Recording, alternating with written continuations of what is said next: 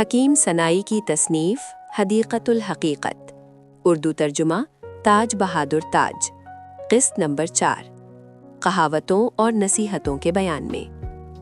فقر چہرے کی سیاہی ہے اور دنیا کوچ کرنے اور تبدیلیوں کا گھر ہے۔ اپنی اس سیاہی، فقر و عاجزی کو برقرار رکھو، تم اس کے بغیر نہیں رہ سکتے، کیونکہ سیاہی وہ رنگ ہے جو کوئی دوسرا رنگ قبول نہیں کرتا۔ اس سیاہی درویشی کے ساتھ خوشی وابستہ ہے، جبکہ ندامت سے سرخ ہونے والا چہرہ شاذ و نادر ہی خوشی دیتا ہے۔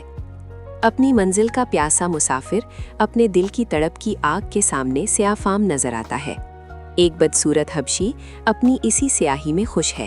اس کی خوشی خوبصورتی سے نہیں بلکہ اس کی ایمانی خوشبو سے ہے۔ بلال کے جوتے کے چاند کی چمک ہلال کی روشنی سے زیادہ ہے۔ اگر تم چاہتے ہو کہ تمہارے دل کا راز پھاش نہ ہو تو دونوں جہانوں میں اپنی اس سیاہی یعنی فنائیت کو تھامے رکھو۔ دنیاوی خواہشات سے ہاتھ کھینچ لو، جان لو کہ خواہش زہر ہے اور پیٹ ایک سانپ کی طرح، اگر یہ تمہیں ڈس لے تو فوراً اس دنیا سے رخصت کر دے گا۔ اس راستے میں برائی کے اندر بھی خیر چھپی ہے۔ آب حیات اندھیروں کے درمیان ہی ملتا ہے۔ خدا کے سوا جو کچھ بھی ہے وہ حقیقت کے راستے سے دوری ہے۔ اپنے آپ کو مٹا دینا ہی اصل مقصد ہے۔ پاکیزہ روح کی پناہ صرف اللہ کے کلام میں ہے۔ اے وہ انسان جس نے وقت کے قالین کو لپیٹ دیا ہے، یعنی زمان و مکان سے پرے نکل گیا ہے، ایک ہی قدم میں اپنی جان اور عقل سے آگے نکل جا تاکہ تو اللہ کے حکم تک پہنچ سکے۔ جب تک تم باطل سے نہیں گزرو گے، خدا تک نہیں پہنچ سکتے۔ ادھوری نمائش میں کامل سچائی نہیں ملتی۔ اللہ کی بے نیازی اور محتاجی کا بیان۔ وہ اپنے فیصلوں میں مجھ سے اور تم سے مکمل بے نیاز ہے۔ اس کی بے نیازی کو تمہارے کفر یا ایمان سے کیا فرق پڑتا ہے؟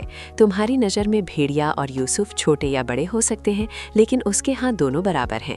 اس کی رحمت کے سامنے مخالفت یا مدد کی کیا حیثیت؟ اس کے غضب کے آگے موسیٰ اور فرعون کیا ہیں؟ تمہاری بندگی یا نافرمانی تمہارے لیے عزت یا ذلت ہو سکتی ہے، لیکن اس کے لیے دونوں کا رنگ ایک ہی ہے۔ آسمان اور عقل تو اس کی مخلوق ہے۔ وہ کسان کی طرح ہے اور آسمان ایک چکی کی طرح جو اس کے حکم سے گھومتی ہے۔ تمہاری زندگی اس کے وقت کے سامنے ایک ذرے کے برابر ہے۔